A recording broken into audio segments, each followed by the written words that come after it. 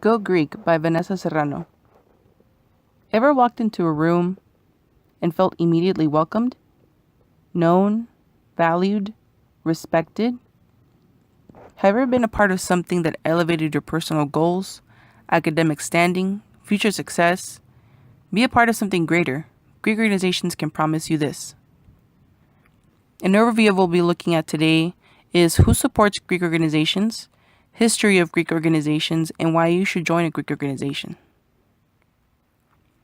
After researching, I have found testimonials and studies that support the existence of Greek organizations and their continuation.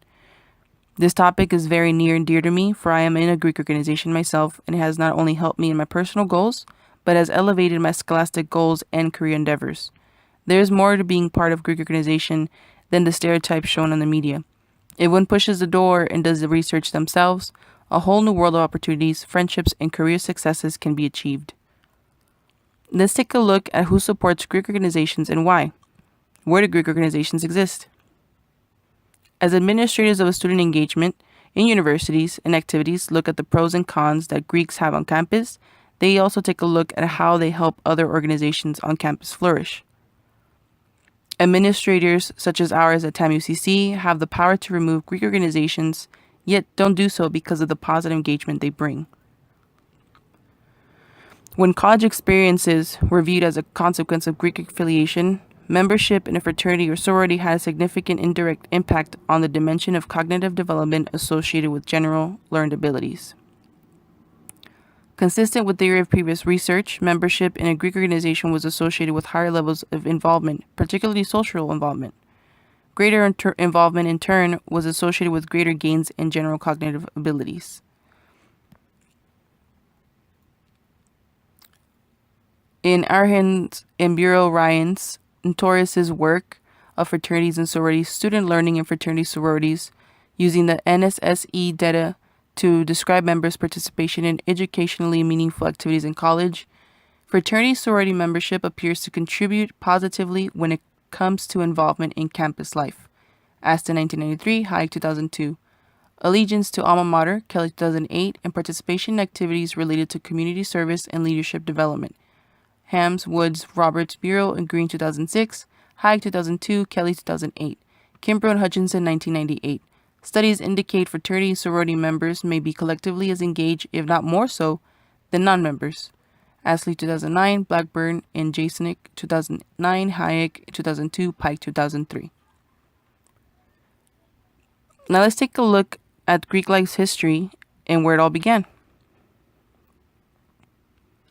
In 1776, Phi Beta Kappa, the first Greek-led organization in American education, was founded at College of William and Mary, where it all had the characteristics of present-day fraternities, such as the charm and mystery of secrecy, rituals, oaths, infidelity of grip and motto, a badge of external display, a background of high idealism, and a strong tie to friendship and comradeship. It was formed for social and literary purposes. In Kelly's Impact of Collegiate Men's Fraternities Leadership Development, Perceptions of Former Chapter Presidents, a variety of positions within the fraternity were held prior to the presidency, with the most common being vice presidents, 30.6%, social director, 21.6%, and rush chairman, 15.7%. Similarly, there were a variety of positions held after the presidency, with the president of Interfraternity Council, 7.5%, and vice president, 4.5%, being most common. Most common current employment categories were managers, 23.1%, attorneys, 6.7%, and vice presidents, 6.7%, and CEOs, owners, presidents, 6.0%. In this study, research was done on several ex-presidents of undergraduate chapters, and then were later on looked at as to where their current employment stood, as we just saw. The items with the highest means were: I treat others with dignity and respect. I follow through on promises and commitments that I make. I develop cooperative relationships among the people I work with. And I set personal example of what I expect from others. Now, in Chambers' Cultural Solidarity, the free space of Black fraternity journalism of Pan-American studies, He writes, in this environment, the historical contours and sociological factors created led to the emergence of Black Greek letter organizations. Over time, these organizations became the vehicle used by the Black community to safeguard its rights, articulate community grievances, and thus the development of these separate enclaves acted as free spaces or safe havens of Black thought, which later evolved into separate streams of cultural attitudes and conscious identities with Black community. Over time, as the Greek letter organizations became more common, they evolved into the image of Phi Beta Kappa. In between the years of 1906 and 1920, 7 of the 9 most prominent Black Greek letter fraternities and sororities were created at the collegiate level. The first of these African American fraternities was Alpha Phi Alpha, founded in 1906 at Cornell University in Ithaca, New York. 7 soon, Alpha Kappa Alpha became the first Greek sorority for African American women, formed in 1908 on the campus of Howard University in Washington, D.C.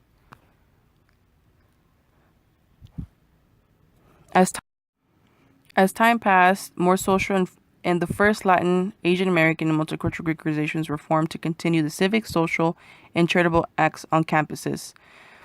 Just like Alpha Phi Alpha and Alpha Kappa Alpha and many other social sororities and fraternities, most of these organizations have philanthropies that they help and raise money and funds for as a collective unit. All of this sounds great, right? Why wouldn't anyone want to join immediately? Specifically on our campus, we have many great Greek and non-Greek organizations, but as some studies show, it might be better to benefit an upperclassman. In a study done by Pike, membership in a fraternity or sorority, student engagement, and educational outcomes of the AU Public Research University, Journal of College Student Development, ANOVA results revealed that effects of membership in a fraternity or sorority were more pronounced for seniors than for first-year students. Greek affiliation was significantly related to the difference in student score of the active collaborative learning. And again, in Hivels, Martin's, Wooden's, and Paracella's work, the effects of fraternity and sorority membership in the fourth year of college, a detrimental value-added component of undergraduate education, the Journal of College Student Development. These results suggested that fraternal staff members and undergraduate chapter members might want to enhance efforts to recruit high-ability students, perhaps more easily using the high school GPA as an indicator of academic ability, and both fraternal and campus professionals might want to focus on academic initiatives on students who enter with lower levels of academic ability. In doing so, they would help maximize the positive effects of fraternal membership.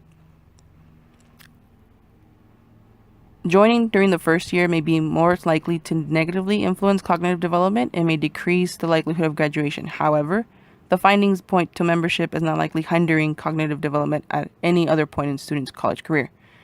So, in short, as a freshman, it's great that you would be interested, but now for specifically my audience, as an upperclassman, it is never too late, and you should definitely join now when you do have a good standing with